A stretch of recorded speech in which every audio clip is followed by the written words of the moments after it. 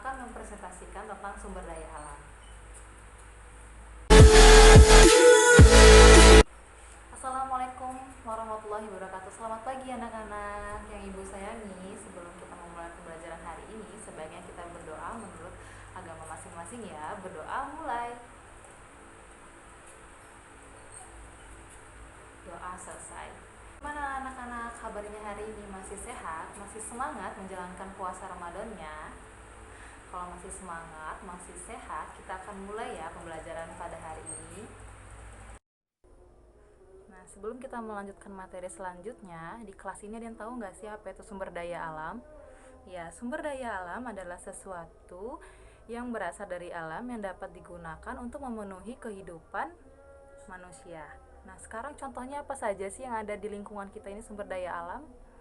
Ya, benar sekali, ada hutan, ada laut, ada perkebunan, itu juga termasuk sumber daya alam. Sekarang kita akan belajar mengenai sumber daya alam, yaitu ada jenis-jenis sumber daya alam, ada manfaatnya, dan ada dampak eksploitasi dari sumber daya alam, dan bagaimana cara kita untuk melestarikan sumber daya alam itu.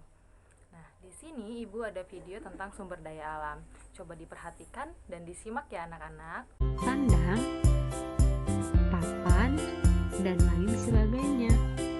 Sumber daya alam sendiri terbagi ke dalam dua golongan, yaitu sumber daya alam yang dapat diperbaharui dan sumber daya alam yang tidak dapat diperbaharui. Lalu apa ya bedanya? Yuk kita simak bersama. Pertama, sumber daya alam yang dapat diperbaharui, yaitu sumber daya alam yang akan ada terus-menerus dan cepat pulih kembali. Sumber daya alam yang dapat diperbaharui dibagi lagi menjadi dua jenis, yaitu hayati dan non-hayati. Sumber daya alam hayati yaitu berupa makhluk hidup, contohnya seperti tumbuhan dan hewan. Sedangkan sumber daya alam non-hayati yaitu berupa benda mati, contohnya seperti matahari dan air. Berikutnya sumber daya alam yang tidak dapat diperbaharui, yaitu sumber daya alam yang dapat habis dan proses pembentukannya memerlukan waktu yang lama. Sumber daya alam ini dibagi lagi menjadi tiga jenis, yaitu energi, mineral logam, dan mineral non-logam. Contoh sumber daya energi yaitu batu bara. Sedangkan contoh sumber daya mineral logam yaitu emas. Yang terakhir contoh sumber daya mineral non-logam yaitu batu-batuan. Berikutnya pemanfaatan sumber daya alam. Sumber daya alam seperti tumbuhan padi dapat dimanfaatkan sebagai bahan makanan. Selain itu ada kayu yang dapat dimanfaatkan sebagai bahan bangunan. Sumber daya alam dari hewan seperti kerbau dapat dimanfaatkan sebagai pembantu pekerjaan berat manusia. Dan masih banyak lagi manfaat dari sumber daya alam yang lainnya. Berikutnya penggunaan sumber daya alam yang harus memperhatikan kelestarian alam, seperti tidak menebang pohon secara liar dan tidak melakukan perburuan liar, karena jika kita tidak melestarikan tumbuhan dan hewan, maka suatu hari nanti tumbuhan dan hewan akan hilang atau punah. Yang terakhir, tidak mencemari lingkungan, karena jika kita tidak menjaga kebersihan lingkungan, maka kualitas lingkungan seperti air akan berkurang. Berikutnya cara menjaga kelestarian alam. Yang pertama dengan membuang sampah pada tempatnya. Yang kedua, menanam pohon di sekitar tempat tinggal. Dan yang terakhir, hemat air. Nah, itulah beberapa hal yang perlu kita pahami mengenai sumber daya alam. Sampai jumpa adik-adik. Seperti yang kalian lihat di video yang telah Ibu berikan tadi, Jenis-jenis sumber daya alam itu dibagi menjadi dua, yaitu adalah sumber daya alam yang dapat diperbarui dan sumber daya alam yang tidak dapat diperbarui. Sumber daya alam yang dapat diperbarui adalah sumber daya alam yang berasal dari alam yang dapat digunakan berkali-kali tanpa khawatir akan habis. Nah, sumber daya alam yang dapat diperbarui ini dibagi menjadi dua, yaitu adalah sumber daya alam hayati dan sumber daya alam non hayati. Sumber daya alam hayati ini merupakan sumber daya alam yang berasal dari makhluk hidup, yaitu hewan dan tumbuhan. Hewan dapat berkembang biak dengan cara berternak dan bertelur. Nah, sumber daya alam hewan ini meliputi hewan ternak, hewan unggas, dan ikan. Selanjutnya adalah tumbuhan. Tumbuhan anak-anak merupakan sumber daya alam yang dapat diperbaharui dengan penyebaran yang sangat luas. Hampir di seluruh dunia pasti memiliki tumbuhan, baik di dasar laut sekalipun itu pasti memiliki tumbuhan. Banyak sekali ya tumbuhan yang ada di sekitar kita, seperti di lingkungan kita adalah tumbuhan. Tumbuhan itu juga dibagi menjadi 3 kelompok, yaitu adalah tumbuhan yang ada di hutan, ada di pertanian dan perkebunan. Contohnya itu berikut ini. Ini merupakan contoh gambar hewan yang dapat dikembangbiakkan dengan berternak dan bertelur. Sumber daya alam hewan meliputi hewan ternak, unggas, dan ikan.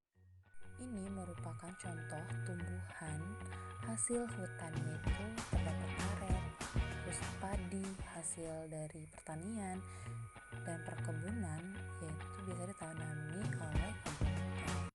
Nah, selanjutnya adalah sumber daya alam non-hayati. Sumber daya alam non-hayati ini merupakan sumber daya alam yang dapat diperbaharui yang berasal dari dalam bumi maupun permukaan bumi. Nah, sumber daya alam hayati ini tetapi bukan makhluk hidup ya anak-anak. Nah, beberapa sumber daya alam non-hayati ini adalah antara lain yaitu berasal dari air, tanah, dan udara.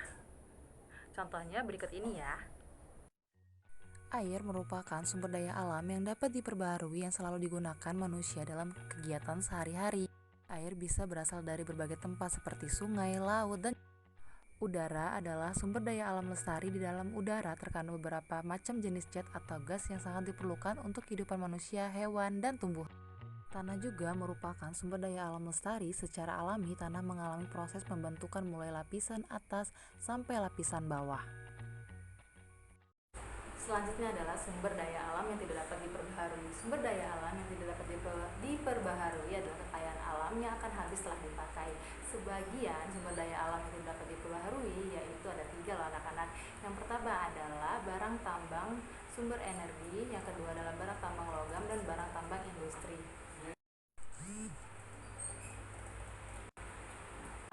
Barang tambang sumber energi yaitu ada minyak bumi dan batu bara.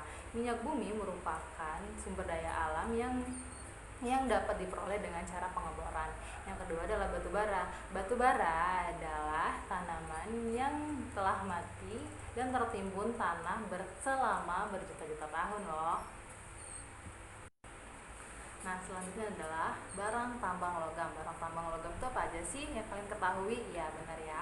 Ada besi, ada timah, ada emas, ada perak, terus ada tembaga. Nah, terus yang ketiga adalah sumber tambang industri, sumber daya industri. Nah, selanjutnya itu barang tambang industri. Barang tambang industri itu ada asbes. Asbes itu berbentuk serat dan tahan panas. Yang kedua adalah kapur. Dan kapur adalah barang tambang industri dari pelapukan binatang karang ya. Apa saja sih manfaat sumber daya alam? Nah, manfaat sumber daya alam dari hewan ternak, unggas, ikan yang dapat dibudidayakan dan dapat dimanfaatkan oleh kita seperti berikut ini. Nah, daging, telur, dan ikan digunakan untuk lauk pauk, sedangkan kuda, kerbau dimanfaatkan tenaganya untuk membantu manusia untuk membajak sawah. Dan ada juga manfaat sumber daya alam dari tumbuhan dan hutan yang dapat dimanfaatkan seperti berikut ini ya anak-anak.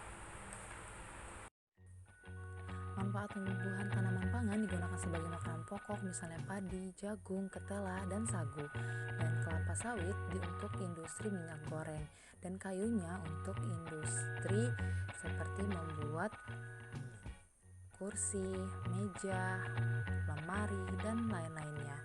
Dan hutan sebagai digunakan untuk mencegah erosi dan banjir, dan membuat perlindungan hewan dan tumbuhan, serta diambil hasilnya berupa kayu. Nah, dan barang tambang juga memiliki manfaat ya anak-anak bagi kita. Yang pertama ada minyak bumi, ada tembaga, ada batu bara, timah, perak, dan emas. Nah, contohnya seperti berikut ini. Manfaat minyak bumi ini anak-anak adalah untuk sebagai bahan bakar kendaraan dan keperluan dapur seperti gas LPG. Dan batu bara dapat digunakan sebagai bahan bakar, zat pewarna, obat anti kuman, dan pengawet kayu. Selanjutnya tembaga. Tembaga digunakan untuk kabel listrik yang di dalam kabel listrik ya. Tidak hanya itu, tembaga juga digunakan untuk alat-alat rumah tangga seperti panci dan lainnya. Dan emas, perak juga digunakan untuk perhiasan, mendali, dan harganya yang sangat bernilai. Asbes untuk bahan bangunan seperti membuat atap rumah. Ternyata ada juga loh dampak dari pengambilan bahan alam yang sembarang dapat mengakibatkan kerusakan lingkungan. Nah, contoh dampak dari kerusakan sumber daya alam.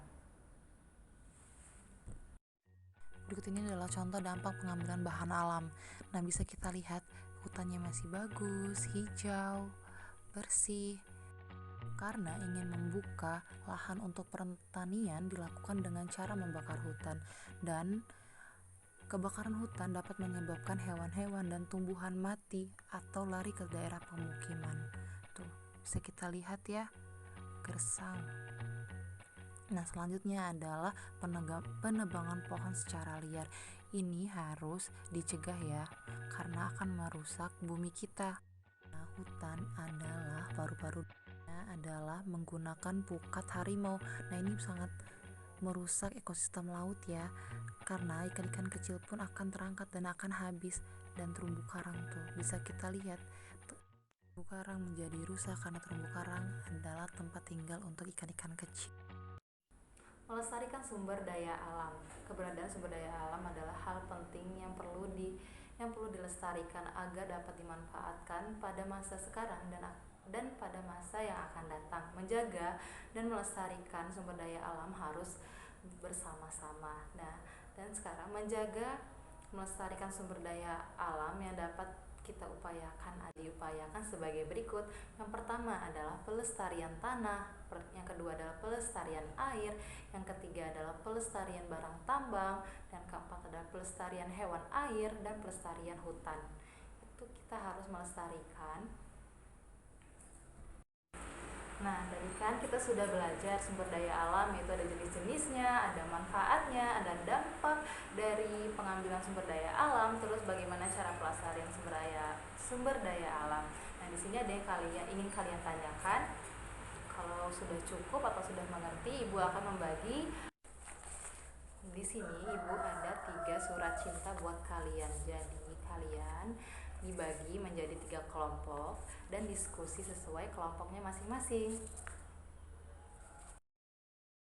Ini adalah contoh lembar kerja yang ada di amplop yang tadi ya.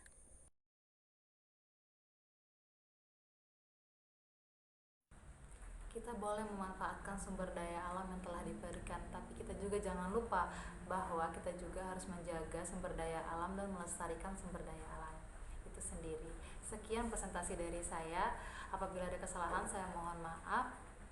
Dan kiri wabillahi taufiq wal hidayah. Wassalamualaikum warahmatullahi wabarakatuh.